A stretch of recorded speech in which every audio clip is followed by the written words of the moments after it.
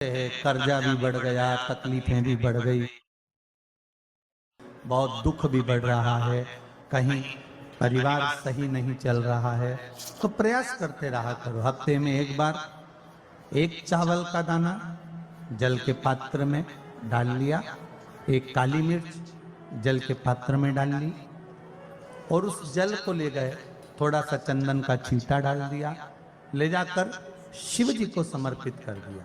शंकर को जल चढ़ाने के लिए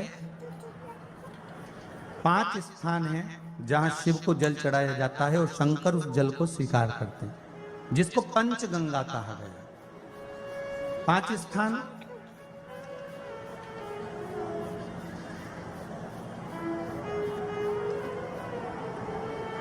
अच्छे से समझ लीजिएगा, जब भी शिव मंदिर में जाएं तो ये 5 स्थान शिव को जल चढ़ाने के लिए ये रखा है। शिवलिंग,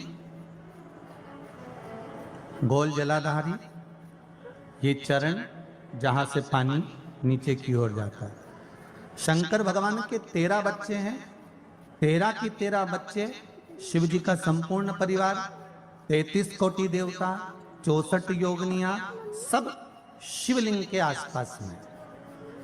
आप शंकर जी के मंदिर में जाकर ये कभी ना विचार करना कि पार्वती जी को ढूंढना पड़ेगा या गणेश जी को ढूंढना पड़ेगा या कार्तिकेय जी को ढूंढना पड़ेगा या भैरव को ढूंढना पड़ेगा। हमें शंकर के मंदिर में जाकर किसी देवता को ढूंढने की जरूरत नहीं है। जहां शंकर हुआ है वो माता जी का हस्तकमल है, माता पार्वती जी का स्थान है। जहां शिवलिंग रखा है वो शंकर भगवान है।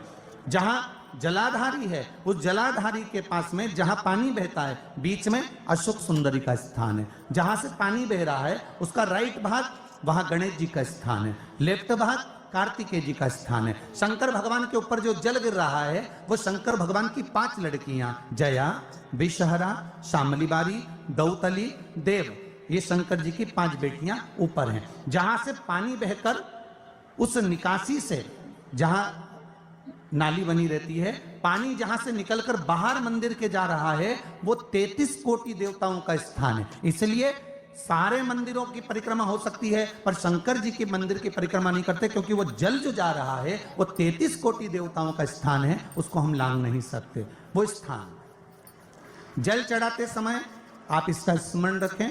पानी का जब पात्र लेकर जाते हैं मंदिर के अंदर, सबसे पहले शिव जी का जो जलाधारी है उसमें राइट भाग पर अपनी मनोकामना कर कर जल चढ़ाएं, फिर लेफ्ट भाग में चढ़ाएं रोग मुक्ति के लिए। अशोक सुंदरी की जगह पर चढ़ाएं, ये 3रा स्थान। 4था स्थान माता पार्वती जी का जो कटी भाग है जहां पर शिवलिंग रखा हुआ है उस भाग पर जल चढ़ाएं, 4था भाग। 5वां भाग शंकर जी के ऊपर चढ़ाएं। ये 5 जगह पर जल क्रमवाइज चढ़ाएं। आप लोग जाते हो डायरेक्ट जाकर शंकर जी पे जल उंडेल करा जाते हो,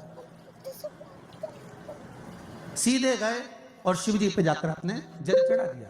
हमारे यहाँ शास्त्र कहता है जैसे अपन देवताओं की पूजन करते हैं तो पंडित जी सबसे पहले पूजन किसकी कराते हैं?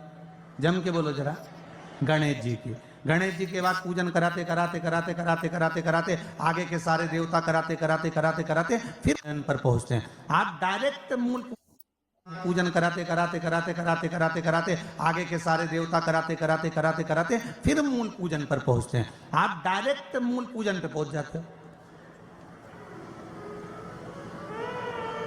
और सरल भाषा में समझ लो, जितनी सरल भाषा में समझोगे ना उतना अपने जीवन में उतर जाएगा।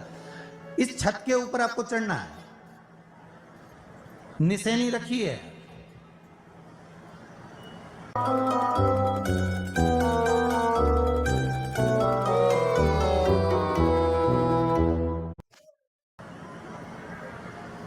पाए लगे हुए हैं। आप कैसे चढ़ोगे? एक एक पाए पर पांव रखकर चढ़ोगे कि डायरेक्ट पहला पे रखोगे आखिरी पर? जम के बोलिए जरा। एक एक पाए पर पांव रखोगे ना कि धीरे धीरे हमको चढ़ना है। उसी तरह शिव मंदिर में पहुंचने के बाद पहला गणेश स्थान, कार्तिकेय स्थान, अशोक सुंदरी का स्थान। अशोक सुंदरी के स्थान पर जल क्यों चढ़ाया जाता है? क्योंकि भगवान शंकर की सबसे छोटी लड़की जो है वो अशोक सुंदरी है, और ये जो छोटी लड़की है अशोक सुंदरी, ये नारी को अखंड सौभाग्यता का वर प्रदान करती है। कौन सी नारी को? किस नारी को अखंड सौभाग्यता देती है? तो महाराज शास्त्र कहता है जिस नारी के भाग्य में लिखा होता है कि इसको वैधव्य होना है, इसके पति को समाप्त होना है, अगर वो नारी अशोक सुंदरी वाली जगह पर जल चढ़ा देती है तो पति पर अगर काल भी मंडरा रहा होता है तो मां अशोक सुंदरी महाकाल से कहकर काल को टाल देती है। वो अशोक सुंदरी का स्थल, वो माता अशोक सुंदरी का स्थल।